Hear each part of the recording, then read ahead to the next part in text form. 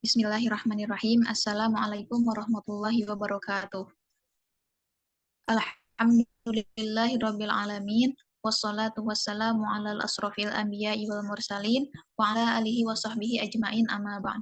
Faqala Allah Ta'ala fil Qur'anil Azizil Karim, Rabbi shrah li sadri wa yassir li amri wahlul 'uqdatam min lisani yafqahu qawli. Puji dan syukur marilah kita panjatkan kepada kehadirat Allah Subhanahu wa Ta'ala, yang mana atas berkat dan rahmat serta hidayahnya kita bisa berkumpul dalam media Zoom ini.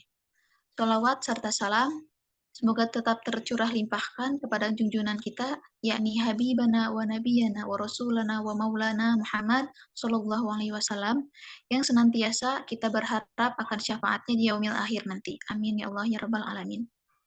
Yang terhormat kepada dosen pengampu mata kuliah pengembangan pembelajaran bahasa Indonesia, yakni Bapak Bustomi SAG MPD, serta Bapak Dr. Andes Buhori Muslim MAG. Kami dari kelompok 1 yang beranggotakan saya sendiri Arfah Nur Fadilah, kemudian ada Elsa Sulistia, dan yang ketiga ada Fitri Ramadhani. Untuk kelompok 1 ini kita akan menjelaskan materi terkait pendekatan pembelajaran bahasa Indonesia.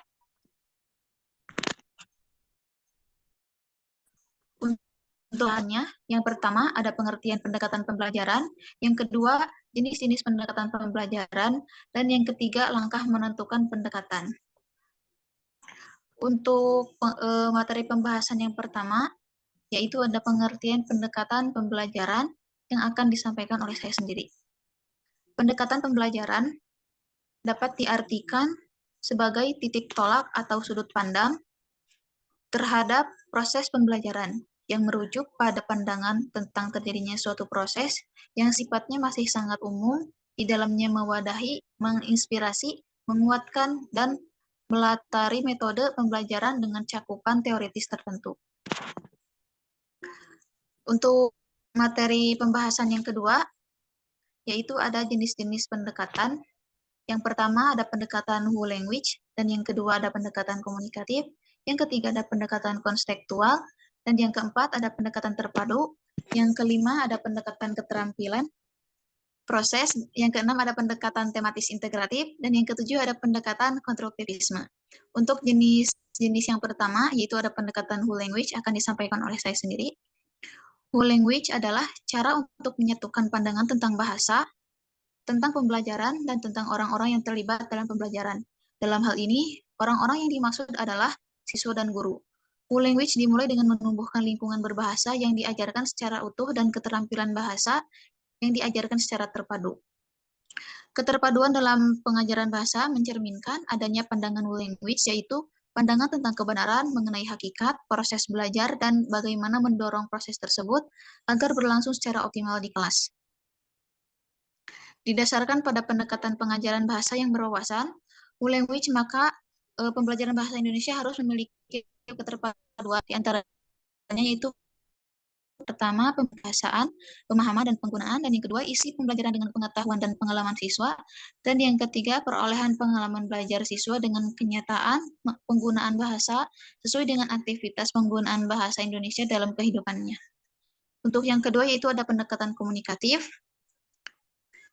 Pendekatan komunikatif ini adalah untuk mengembangkan kemampuan berkomunikasi yang selanjutnya disebut dengan kompetensi komunikasi, yaitu kemampuan menggunakan bahasa untuk berkomunikasi dalam konteks yang seutuhnya.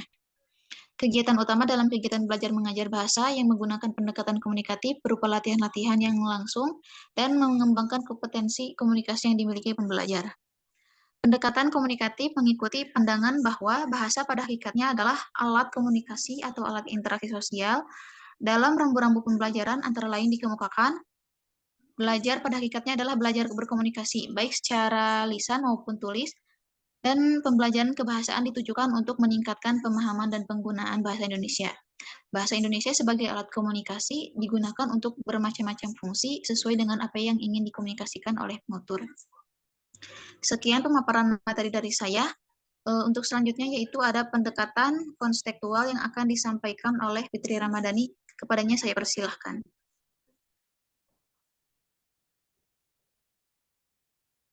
Baik, Terima kasih kepada moderator.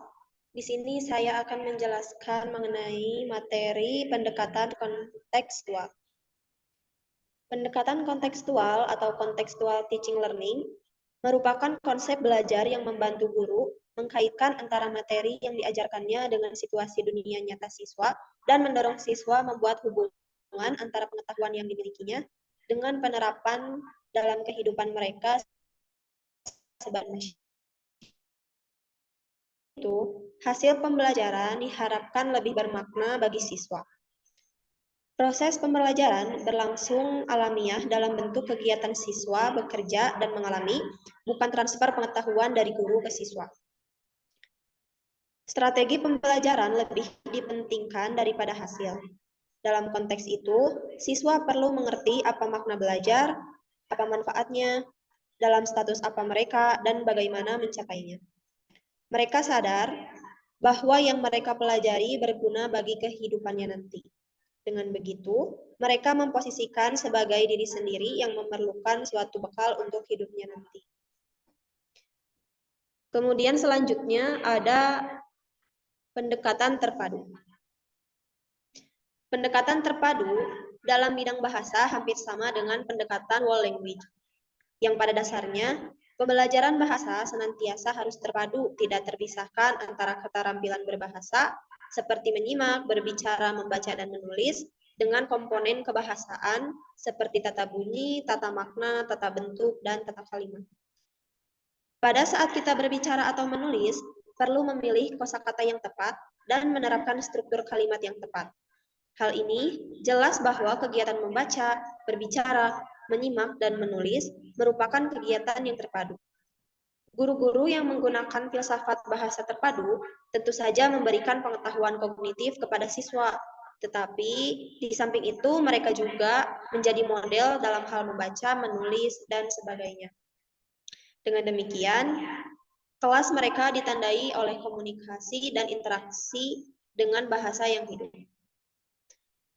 Penerapan pembelajaran bahasa terpadu memerlukan perlengkapan yang memadai, setidak-tidaknya ada perpustakaan yang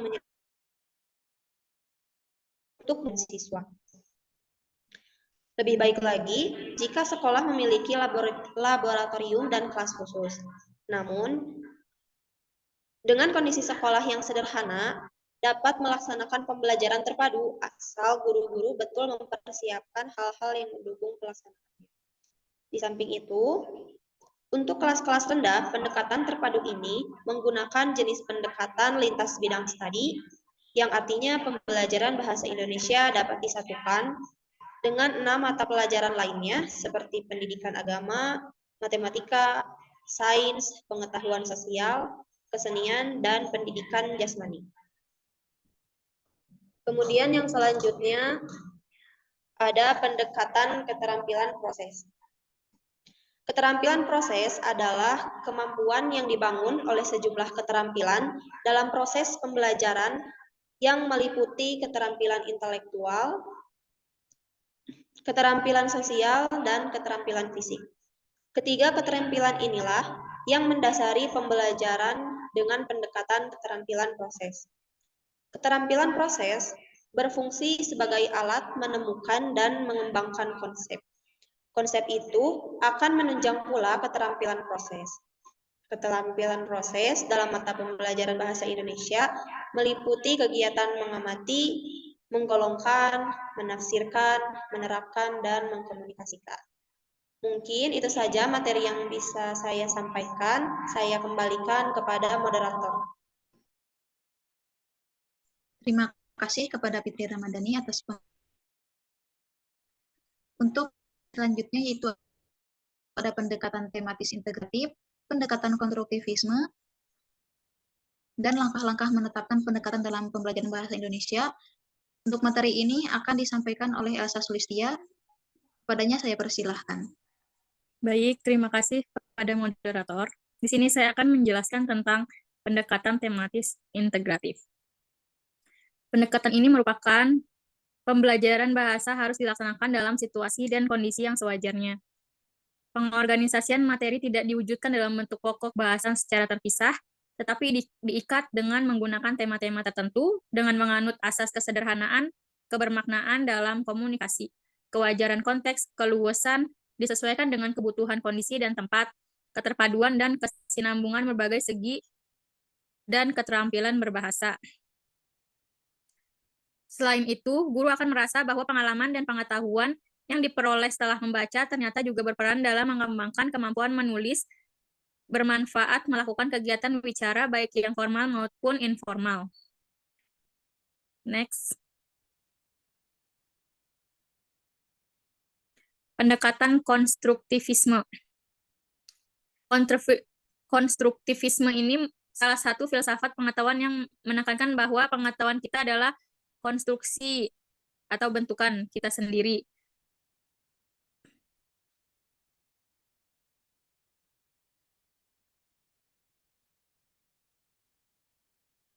Nah, pendekatan konstruktivisme adalah pendekatan yang mengharuskan siswa membentuk sendiri pengetahuannya melalui peran aktifnya dalam belajar secara utuh dan terpadu. Siswa termotivasi untuk belajar jika mereka melihat bahwa yang dipelajarinya itu diperlukan oleh mereka. Analogi bahwa sebagai pemahaman dan penghayatan pandangan konstruktivisme, ketika guru membaca butir pembelajaran dengan kompetensi dasar agar siswa mampu membaca teks bacaan dan memahami isinya, maka guru akan melakukan kegiatan berupa berusaha memahami hal apa saja yang berhubungan dengan membaca teks bacaan dan memahami isinya. Proses pemahamannya dipandu oleh hasil belajar dan indikator pencapaian hasil belajar yang ditafsirkan cocok digunakan sebagai landasan penjabaran butir pembelajaran. Berusaha membangkitkan pengalaman serta pengetahuan yang relevan dengan butir pembelajaran tersebut, mempelajari buku tentang membaca, bertanya kepada orang lain, atau teman sejawat, dan berdiskusi dengannya. Adapun langkah-langkah menetapkan pendekatan dalam pembelajaran bahasa Indonesia, yaitu bersifat kontekstual, bersifat komunikatif, bersifat sistematis, menentang pembelajaran untuk memecahkan masalah-masalah nyata, membawa pembelajar ke arah pembelajaran yang aktif, dan penyusunan bahan pembelajaran dilakukan oleh guru sesuai dengan minat dan kebutuhan pembelajaran. Itu adalah salah satu langkah awal yang menetapkan pendekatan pembelajaran bahasa Indonesia. Nah, tahapan pertama,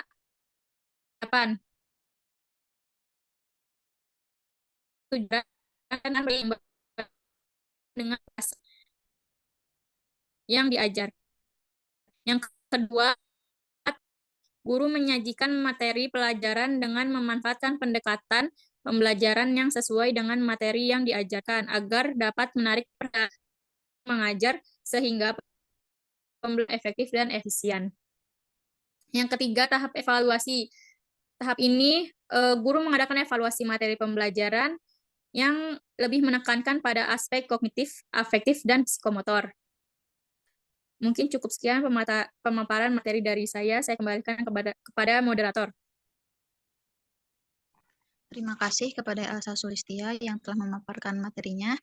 Jadi, dapat disimpulkan dalam materi pendekatan pembelajaran bahasa Indonesia ini dipandang sesuai dengan seperangkat asumsi yang saling berkaitan, yakni pendekatan konseptual, pendekatan komunikatif, pendekatan terpadu, dan pendekatan proses.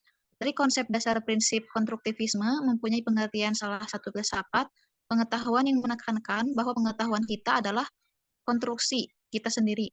Adapun langkah-langkah dan manfaat pendekatan pembelajaran bahasa Indonesia yang memberikan pemahaman kepada siswa agar dapat mengetahui pengerjaan dalam pembelajaran bahasa Indonesia, ini diantaranya seperti guru memberikan contoh teks wawancara, kemudian mengarahkan kegiatan siswa dengan secara terstruktur. Manfaat pembelajaran bahasa Indonesia adalah meningkatkan kemampuan komunikasi, membentuk perilaku positif, sarana pengembang ilmu pengetahuan, sarana memperoleh ilmu pengetahuan, sarana pengembang nilai norma kedewasaan, sarana keekspresi imajinatif, sarana penghubung dan pemersatu masyarakat Indonesia, dan sarana transfer kultural. Mungkin cukup sekian pemaparan materi dari kelompok 1, kurang lebihnya mohon maaf. Wassalamualaikum warahmatullahi wabarakatuh.